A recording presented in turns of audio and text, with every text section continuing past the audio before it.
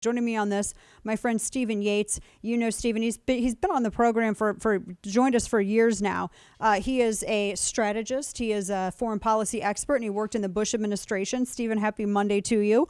Am I just looking at just the loudest military leaders who get into sort of the woke argument, or is there something to be said for why we seem to see more people in the upper echelon of the military talk about wokery and disinformation, and yet not really a lot of people discussing, except the head of U.S. Strategic Command, I said, who said that, oh yeah, this is really greatly concerning. What's, these missile silos in China. That's really the only mention that I've seen of this. Am I just looking in the wrong places, or is that not a priority?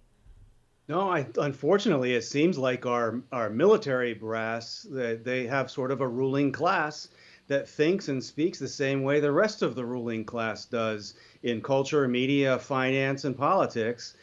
They seem to sip the same champagne, and they inhale the same helium, and they say the same basically crazy stuff. And what they really should be, I think you're exactly right, they shouldn't be focused so much about the boogeyman of disinformation. Their job is to give real information. And so how about giving some real information to educate the populace about conflicts that we need to prepare for, that we need to pay for, and that we need to watch out for? They could play a positive role, which is actually their job, and it would have the added benefit of probably giving them resources, motivated soldiers, and maybe some allies willing to come along. But this giant rabbit hole they've jumped down on disinformation is a distraction. It doesn't build anything up. It only tears us down. And I think it's a travesty. It's basically the biggest cancer of the early parts of the Biden administration. It is, and it doesn't. I don't think it inspires a lot of confidence in our desire to maybe be aggressive in defending ourselves with as our enemies are concerned. And this also, I mean, here we have now these high-level talks another set of high-level talks between the United States and China. They were described as ending in a stalemate. Stephen, China apparently was upset. They accused the U.S. government of trying to, quote unquote, contain and suppress China. And they said that we here in the United States, this is communist Beijing, telling us that we are the, quote, inventor of coercive diplomacy, and that China is just Americans' imagined enemy. So it doesn't sound like the talks went well. No, it's kind of remarkable that we had Secretary Blinken go with a counterpart and get sort of wrapped around like a rag doll in a dog's mouth by the Chinese interlocutors. And Deputy Secretary Sherman goes to China and they downgrade her counterpart, and they essentially give her some homework and pat her on the head. In normal modern parlance, that would be considered sexist, arrogant, and a whole bunch of other stuff. But apparently, woke world is completely distracted with other stuff. But really, this is just remarkable. We have done a terrible job of containing and holding China back. If that has been our objective, we've done an awful job of that. And if they were really concerned about it, they would want us to continue to do an awful job. But the weird thing about right now is China's actually saying the quiet part out loud. They're showing their fangs. They're giving all of the grist anyone should need to wake up and say, oh, no, this is a problem that we need to build coalitions to resist. And it's probably going to cost us money. It might cost us opportunity, but they're taking the choice away from us. But the Biden diplomats have just been smacked around brutally in 2 rounds of talks so far, which is probably why the people around the president haven't exactly set up that big summit with Xi Jinping.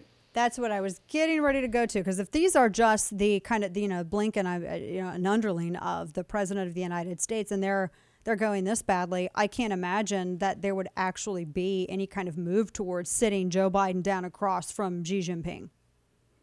Well, as we have seen, he is only capable of reading whatever is on his note card and calling on the person he has been told to call upon. Otherwise, he is going to get in trouble. And so if he is sitting in front of the leader of China, who literally has no problem killing people and taking away basic rights and launching whatever kind of campaigns, he doesn't have to refer to note cards. He can kind of memorize what he wants to say for an hour-long meeting. So, I mean, in a way, the Chinese would almost be smart to go ahead and take that meeting, because there's a big go signal that they could have their way. Plus, right by the president's side is the former Secretary of State, our czar of all things important, the climate. And so he's ready to make the deal of the millennium that could put all of these other issues as subordinate in order to try to seek that deal. So I'm frankly grateful the Chinese haven't pushed for it, but hopefully the Americans see what's happening. My greatest frustration, which is never going to be completely resolved, is most people don't pay attention to what's going on in these kinds of talks. And why would they? They're dead boring. But it's an important strategigic signal. Yeah. It's coming from a rising adversary. So I hope they tune in. Yeah, and I agree with you. I feels almost that because I know Russia's a concern, and I was going to ask you a question about Nord Stream, but I think that if something, for the lack of a better way to put it, would pop off, it'd be with China over Taiwan and something out in the Pacific first, which we are less prepared in that region than we are in dealing with something like Russia, which of course, you have NATO, even though Germany would be compromised. But with China, I mean, would we even, if something like that were to happen in the United States in order to protect its interest or to even stop them, that aggression from coming across the Pacific and coming here to the United States, who knows? They have 120 missile silos. They've been really trying to work. They've been working very hard at developing such capabilities. I don't know the war games that so far have been reported on, Stephen, we haven't come out too successful. And I don't know who else would stand with us in such an instance. Well, we've done very little to prepare. I do think that the previous administration, with Secretary Pompeo and some others working allies around the world, did reorient the way people were thinking about this challenge. And we did have a focus on technology and what China was doing through its political warfare in the United States Senate and some of its counterparts. There's a common understanding that these Confucius Institutes are basically not your friendly neighborhood, let's eat Chinese food and learn how to speak Chinese kind of places, that they're actually stealing things from you that might be of value, including your job and your security. And so I think part of the world has wised up a bit, but all of the focus really should be on China as the top priority. It's a hard challenge under the best of circumstances, with the brightest leadership, with the greatest amount of support. And we know we don't have that right now. So it's even more of a challenge. Russia pales in comparison as a strategic challenge or a threat. And we still have the threat of radicalism that could come out of the broader Middle East with an emboldened Iran. And that also would be a greater direct threat to the security of Americans, American allies, and American homeland than anything coming from Russia is. And so the Russia sort of punch-drunk campaign from the last 5 years, that really has to stop. These other things are big, and they're nipping at us now. And I think they feel like they're winning. Yeah, I feel that way too. We're talking with Stephen Yates, a foreign policy expert.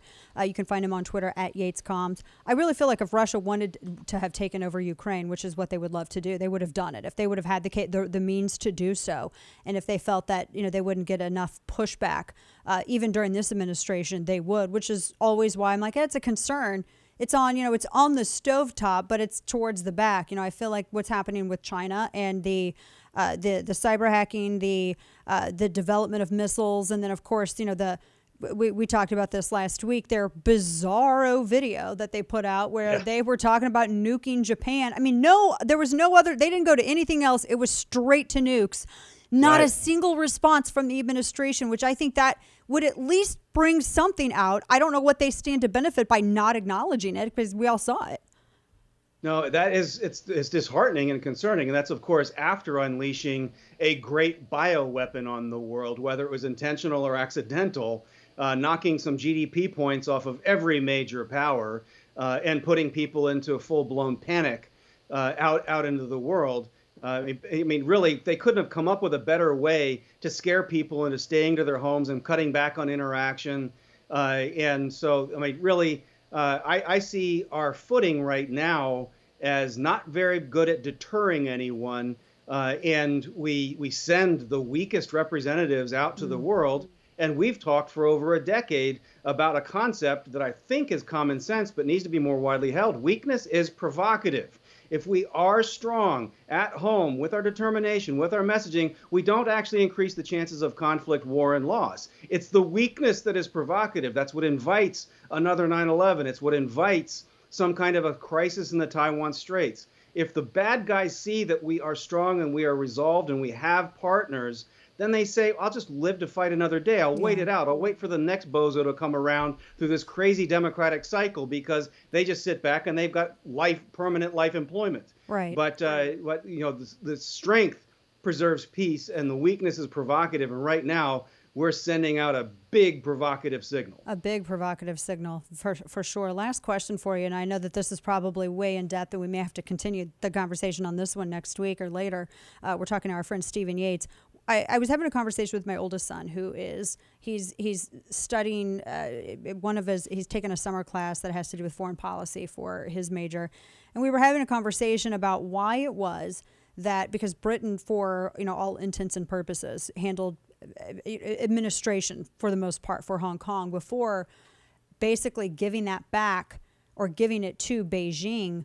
And I was thinking about this and wondering, well, what position would we be in had Britain never done that? Mm-hmm.